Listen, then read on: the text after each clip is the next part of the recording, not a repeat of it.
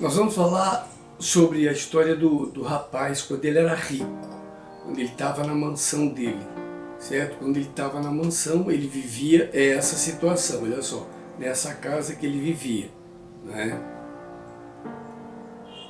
Depois, ele teve a infelicidade de sair dessa casa bonita e foi trabalhar nesse lugar, aí, onde ele alimentava os porcos, né? Dava comida aos porcos. Mas fique até o final desse vídeo que você vai acompanhar conosco, você vai ver, né, todo o desenrolar dessa história, tá certo? Todo o desenrolar dessa história, como ele saiu da casa, porque ele saiu da casa, todo o relacionamento nós vamos falar, tá certo?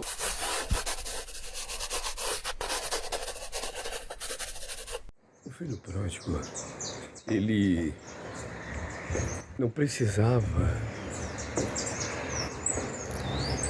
ir embora da sua casa. Veja que ele tinha uma casa muito linda, um lugar muito bom, vivia muito bem. Olha só, tinha uma mansão.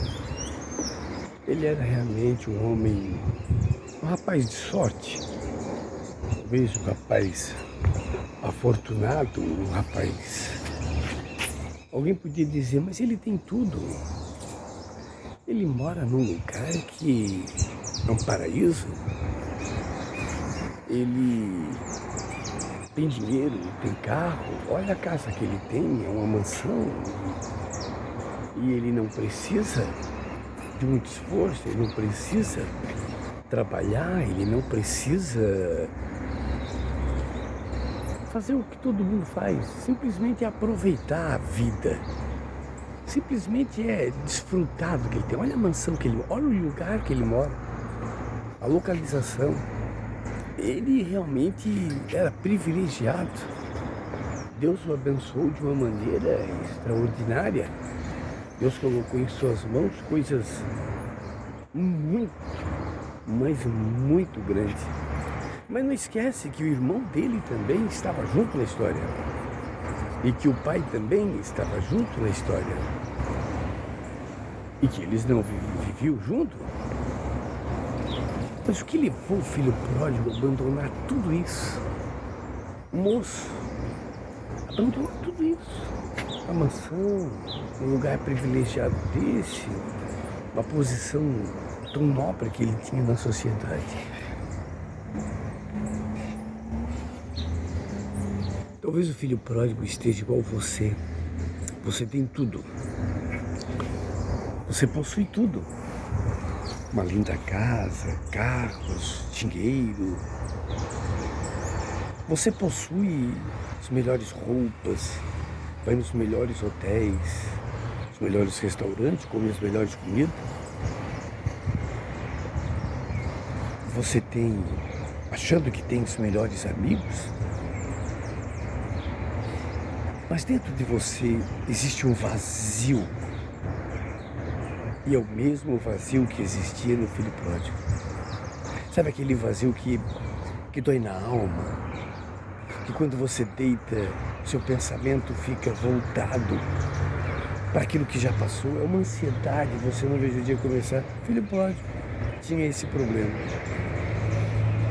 Ele não via beleza naquilo que você vê.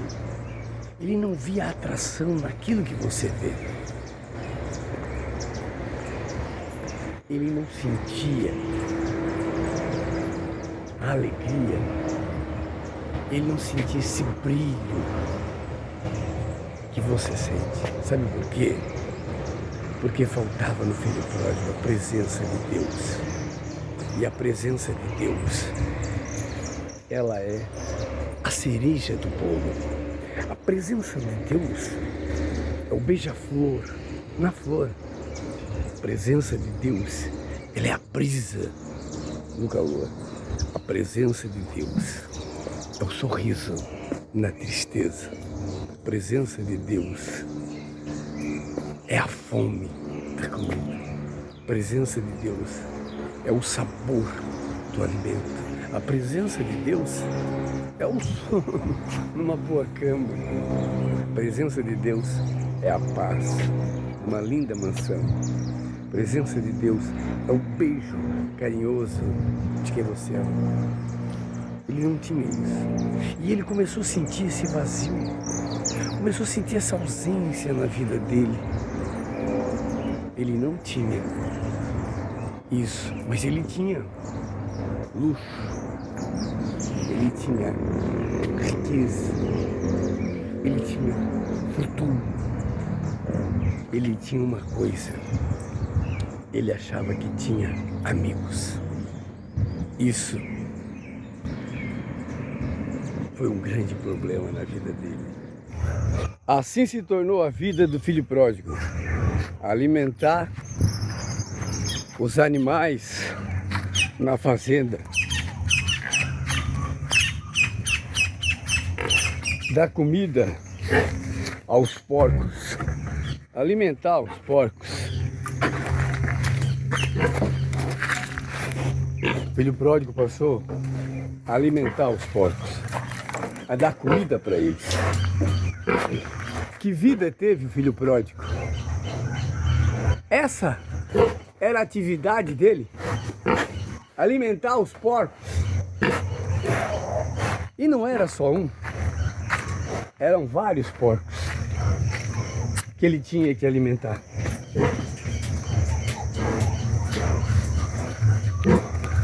Isso era uma vida para quem tinha tudo. Ele não precisava disso. Dar comida aos porcos, visto que pode ser um trabalho nobre. Pode ser um trabalho nobre. E é um trabalho nobre, é um serviço como outro qualquer. Mas para ele, que tinha tudo na vida, para ele que desfrutava de muita riqueza, para quem começa e só tem esse trabalho, amém. Mas para ele que tinha tudo na vida, vim alimentar os porcos. Passar a alimentar os porcos. Ele não alimentava as ovelhas, não. Ele alimentava os porcos. Será que isso era um castigo de Deus para a vida do filho pródigo? Eu não sei o que você está vivendo, mas é isso que você espera para você? Essa é a vida que você quer? Sair daquela luxúria para vir alimentar os porcos? Trabalhar junto com os porcos? Recolher a fezes dos porcos? É isso que você espera para você? É isso que você quer? Então, continue. Então, dando sequência aqui, o que nós já tínhamos combinado sobre a série Relacionamento, eu quero trazer para você, antes de qualquer comentário, uma passagem, uma história bíblica que fala sobre o filho pródigo. E ele fica em 14, Lucas 15 e o versículo 11. E ele diz assim, Jesus narra da seguinte maneira.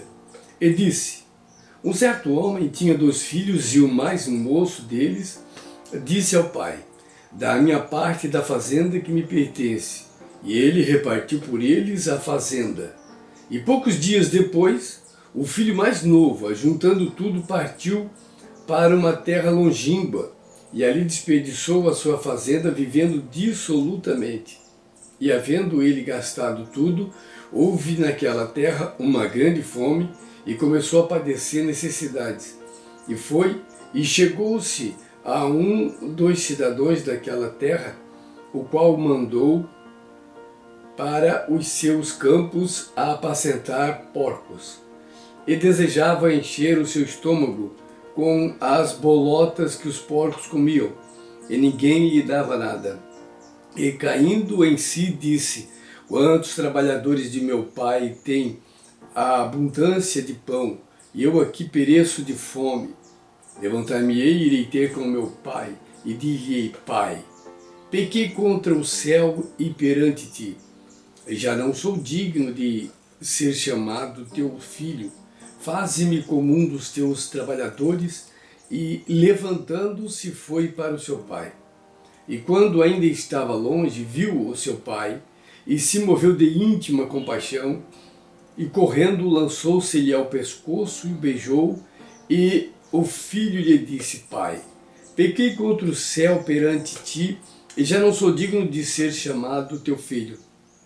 Mas o pai disse-lhe seus servos: Trazei depressa a melhor roupa, e vesti-lhe, e ponde-lhe o anel na mão e sandália nos pés, e trazei o bezerro cevado e matai-o, e comamos e alegramos, porque este meu filho estava morto e reviveu, tinha se perdido e foi achado.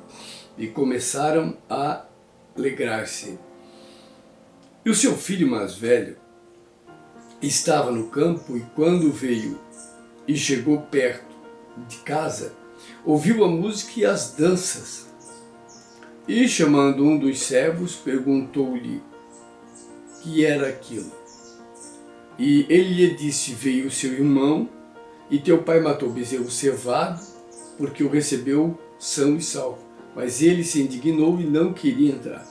E saindo o pai estava com ele, mas respondendo ele disse: Pai, eis que te sirvo tantos anos, sem nunca transgredir o teu mandamento, e nunca me deste um bezerro cevado ou um cabrito para alegrarmos com meus amigos.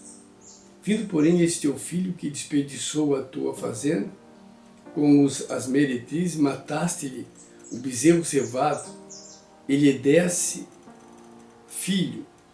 Então o pai respondeu: Tu sempre estás comigo, todas as minhas coisas são tuas. Mas era justo, alegrai-mo-nos e regozijai-mo-nos, porque este teu irmão estava morto e reviveu. Tinha se perdido e foi achado. Na verdade, essa é um conjunto de parábolas, né? Na verdade, são três. A da ovelha perdida, da dracma e do filho pródigo. Cada uma tem uma peculiar ligação. Tudo isso aqui, ele quis provar o relacionamento. Porque quem indagou, ele respondeu isso aí porque os fariseus e os escribas estaram com ele, interrogaram ele, criticaram ele e até provocaram ele, porque ele estava sentado com os publicanos e os gentios, que era um povo, não tinha sido escolhido como a nação, como foi escolhida a nação de Israel. Eles não achavam certo Jesus ter contato com eles, viver com eles. Mas o que ele quis passar com essa parábola era o relacionamento que Deus tinha com toda a humanidade. E, na verdade, essa parábola não é, na verdade, o filho pródigo. Essa parábola narra mais o pai amoroso do que o filho pródigo. Essa parábola, ela conta a história de uma família que vivia unida e vivia muito bem. Pai e filho, pai e os dois filhos. De repente tinha uma esposa. Mas se nós formos esmiuçar essa história, nós vimos que a comparativa é com o reino de Deus. E essa história narra muito bem, porque o filho, ele não pode escolher a herança antes que o pai morra. Interessante que eu e você, que servimos a um Deus verdadeiro, nós só vamos herdar tudo o que Deus tem para nós depois que nós morrermos. E isso é um fato. Porque você só vai ter a vida eterna depois que morre, isso é óbvio, não tem dúvida. Então, e questões materiais, é claro, para receber uma herança, o dono da herança ele tem que morrer para que o testamento tenha valor. Mas, e outro detalhe também que ele quis dizer aqui, ele repartiu entre os dois filhos, o mais novo e o mais velho.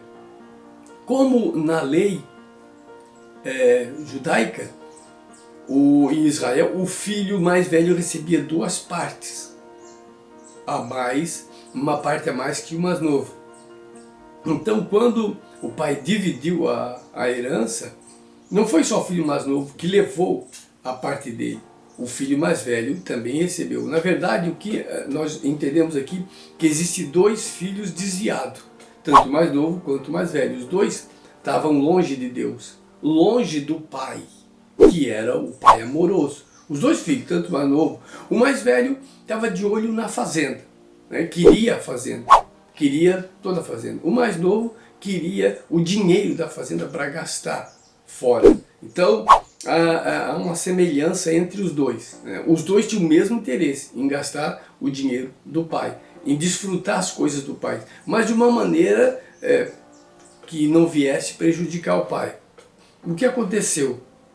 Quando o pai dividiu e deu para o mais novo, a intenção dele era festar, ele queria saber como é que era lá fora, como é que eram as coisas.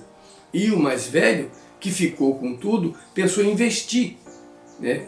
E investiu o que ele ganhou, porque ele trabalhava para isso, E quando o filho voltou, o pai ficou muito feliz, porque o pai já esperava que o filho voltasse, já tinha essa visão. Deus, ele sempre teve essa visão, que você, que eu, que nós, tanto é que ele diz na Bíblia, né? Está escrito, ensina a criança no caminho que deve andar. Mesmo que ele cresça, ele nunca se desviará, ele pode se desviar, mas nunca vai esquecer do ensinamento. E isso atrai ele, vai trazer ele de volta. A alma dele vai ficar atraída pelo ensinamento. O espírito dele vai ficar atraído pelo ensinamento que ele teve quando era uma criança. Por isso que toda criança tem que ser corrigida. Não é a espancada, não é maltratada, mas corrigida. A correção não é espancamento, correção não é isolamento, correção não é castigo, correção é correção. É uma maneira de você trazer a luz da criança para que ele entenda qual é a visão que você tem e qual é o certo e o errado. A correção é você trazer para a pessoa, para a criança, o que é o certo e o errado, certo? Não é o espancamento. Tem criança que apanha, tem criança que está em castigo, mas ela nem sabe o porquê está fazendo isso, nem sabe qual a necessidade disso, né? Eu digo isso porque eu tenho uma neta, eu tenho mais tempo com ela, então eu converso muito com ela, explico para ela qual a diferença, por que eu estou fazendo isso, por que a mãe dela faz isso. Esse camarada aqui, tanto o que estava em casa quanto o que saiu, todos os dois, eles estavam desviados. Quando o filho retornou, que o pai já esperava que o filho retornasse, e é assim, né, com Deus, ele espera que você retorne, o filho que estava em casa, que simboliza o religioso, o filho que foi em casa, ele simboliza o religioso, aquele que é dedicado à religião, aquele que é dedicado à igreja, aquele que é dedicado ao pastor, aquele que é dedicado às coisas da igreja, entende? Aquele que não deixa faltar nada à religião, né, aos costumes, aos dogmas da igreja. Enquanto que o que saiu, ele tinha um coração quebrantado, e ele queria conhecer as coisas lá fora. Ele também era desviado porque não tinha entendimento, ele não tinha sabedoria, ele não tinha conhecimento. Ele tinha conhecimento, mas não tinha prática do que era a bondade e a misericórdia de Deus. Ele viu que o pai era bom, então ele se aproveitou disso. Então tanto um quanto o outro estava desviado. O que estava em casa tinha condições sim de comprar um cabrito, de comprar um bode, de comprar uma ovelha, de comprar um novilho e fazer festa. Ele tinha, porque ele tinha dinheiro, tinha o dobro do mais novo. Ele tinha dinheiro, tinha condições. Então essa história de dizer que o pai não deu, era uma desculpa. É uma desculpa para guardar a mágoa e a ira do irmão que estava lá fora, sabe? É uma desculpa, não, eu não ganhei, eu não tinha condições, o senhor nunca me deu nada. Claro que deu. Deu e ele era muito bem.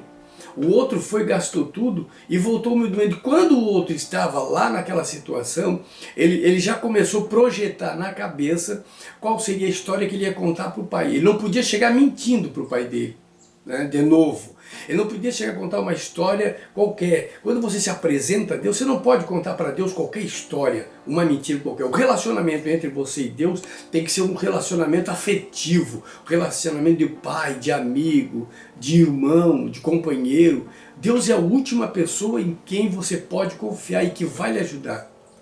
Deus é o único amigo que não falha. Ele foi para lá com os amigos dele, gastou tudo que tinha, ninguém ajudou ele, foi humilhado, e quando ele estava na pior situação, ele se lembrou do que sempre aprendeu em casa. Na casa de meu pai, há de tudo. Há de tudo. Jesus já falou isso na Bíblia. Na casa de meu pai há muitas moradas. Podemos associar uma coisa a outra.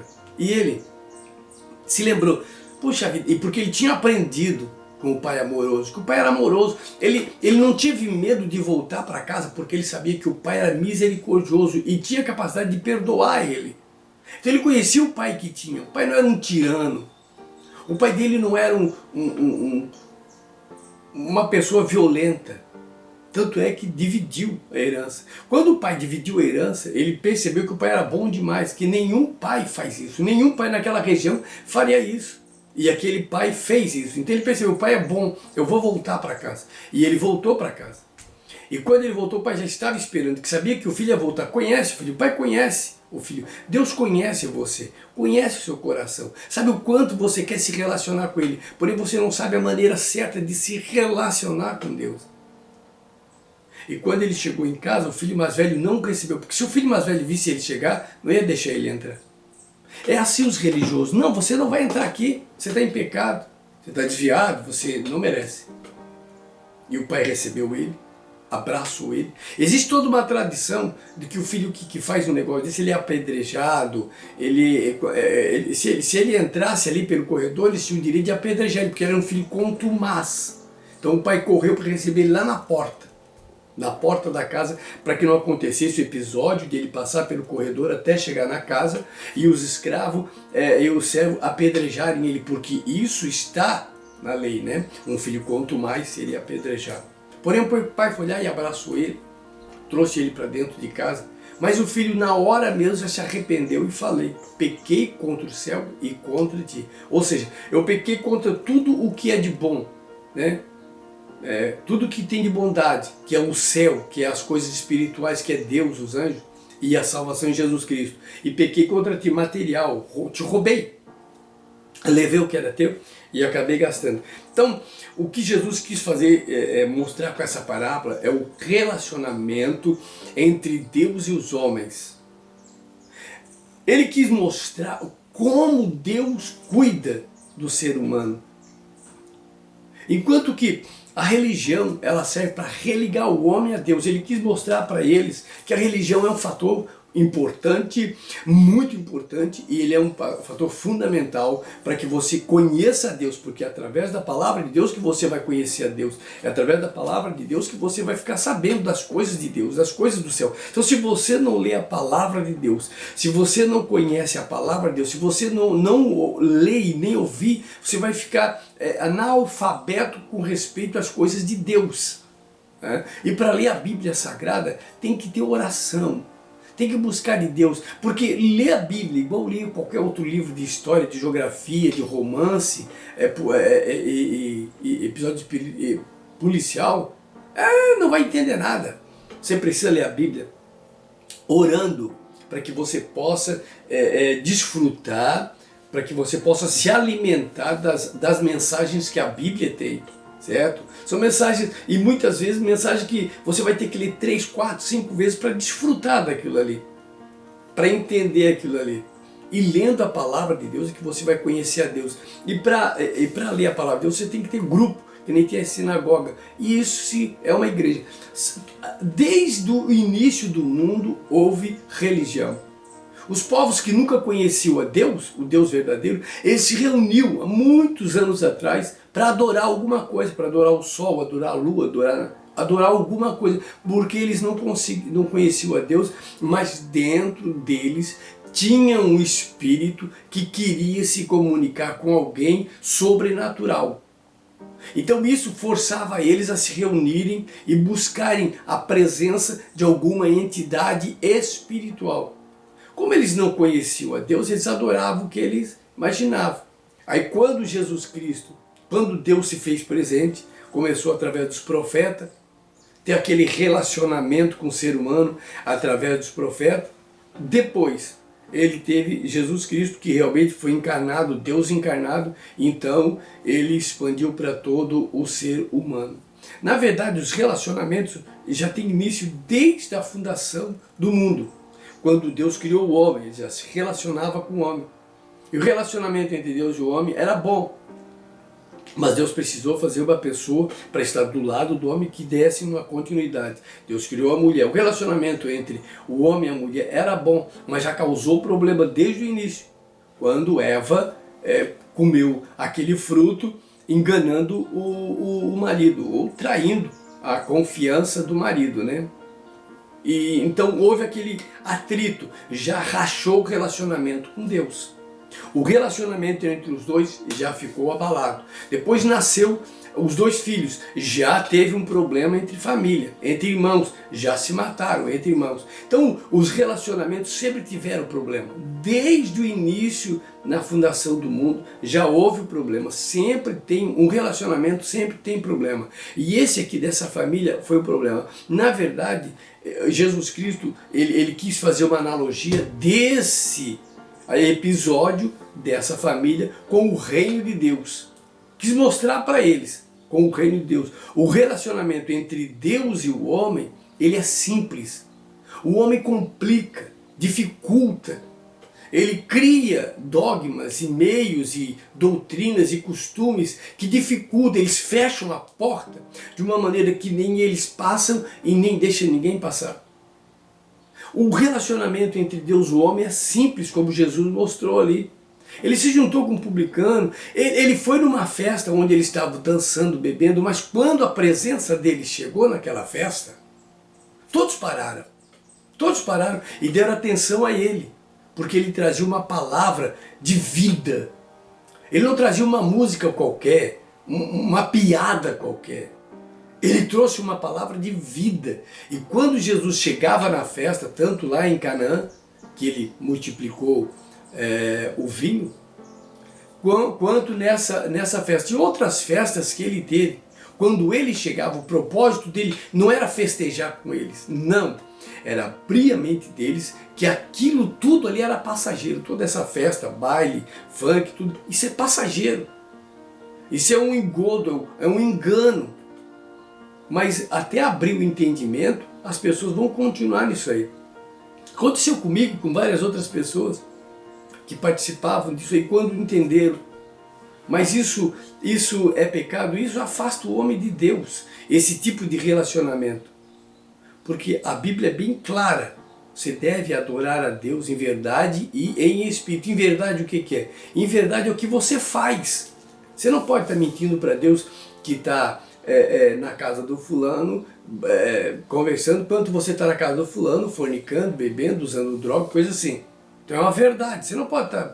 E claro que Deus está vendo, é óbvio, né? Mas quando você vai na igreja, você chega na igreja, e espiritual, o espírito é dentro de você, aquele sentimento espiritual que você tem.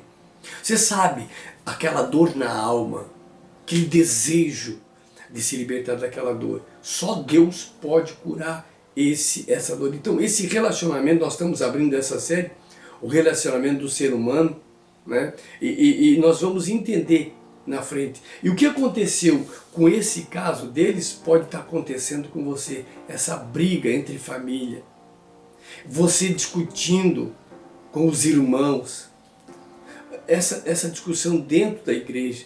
Hoje Deus está apaziguando essa briga na tua família. Hoje Deus está abraçando vocês dois. Hoje Deus quer unir vocês. Hoje Deus quer entrar nessa igreja, nessa família, nesse casal. Deus quer unir de novo. O Pai amoroso, Ele está buscando, esperando você, para que você se apresente a Ele e comece novamente um relacionamento que foi rompido, que foi quebrado anos atrás. Você abandonou, deixou, e agora você sente o desejo de voltar. Lembre-se, o Pai amoroso está sempre à sua disposição, esperando você para curar sua ferida. Sabe quando você deita na cama, de noite você não tem sono, os pensamentos maus vêm na sua mente? Você deve levantar e buscar Deus em oração. Você não perde nada com isso. Muitas vezes você dobra o joelho e você não sabe nem o que dizer para Deus. Mas esteja ali, na presença de Deus. Ore com vontade, ore sem vontade, ore alegre, ore quando você está triste, ore se você está com saúde, ore se você estiver doente, mas ore, apresente a Deus, Deixa Deus trabalhar na sua vida. Deixa Deus resgatar a sua alma. Se entregue, se apresente, leve a sua família a Deus. Faça esse encontro. Mantenha um relacionamento sadio com as outras pessoas e com Deus. Esse é o início da nossa série Relacionamento. E nós vamos ter outro para frente. Mas eu quero deixar uma oração para você. Para que você volte para o Pai. Para que você volte a Deus. Para que você volte a trilhar os caminhos que você trilhava há muitos anos atrás. Para que você tenha um encontro com Deus. Para que você reative esse relacionamento que você tinha com Deus. É você mesmo. Você aprenda. A igreja é simplesmente um lugar onde se ligue com Deus. A religião é a mesma coisa, mas você pode adorar Deus em verdade e espírito. Não deixe de ir na igreja, mas em espírito você mesmo pode adorar Deus. Vou fazer uma oração para você. Chegue mais perto e eu quero abençoar a sua vida e a sua família. Bondoso Deus, eu quero abençoar essa pessoa que agora está colocando a sua vida na tua presença, está retornando, assim como o filho pródigo voltou para o Pai. Assim como aquele filho religioso, desviado, que estava dentro da igreja, recebeu esse rapaz, entendeu a posição que o pai passou para ele. Eu quero abençoar, Senhor, grandemente, Senhor, essas pessoas, esse homem, essa mulher, essa criança e jovem, que agora estão retornando, entregando a vida. Em nome de Jesus Cristo, eu quero te abençoar. Eu quero que você receba as ricas bênçãos de Deus. Que Deus te abençoe. Em nome do Senhor Jesus Cristo. Leia a Bíblia. Se inscreva no nosso canal para que você possa receber as notificações conforme nós vamos passando a série. Você vai recebendo, né? A série, conforme nós vamos passando a série, você vai recebendo os vídeos que nós vamos fazendo. Eu já expliquei ali, você viu ali no início quais são os pontos que nós vamos trazer, os assuntos que nós vamos tratar nessa série Relacionamento, tá certo? Conto com você, participe, divulgue. Se você é um cristão realmente, um cristão mesmo, divulgue esse trabalho, nos ajude, né, se inscrevendo e divulgando o nosso trabalho, tá certo? Deus te abençoe e até o próximo vídeo. Um abraço.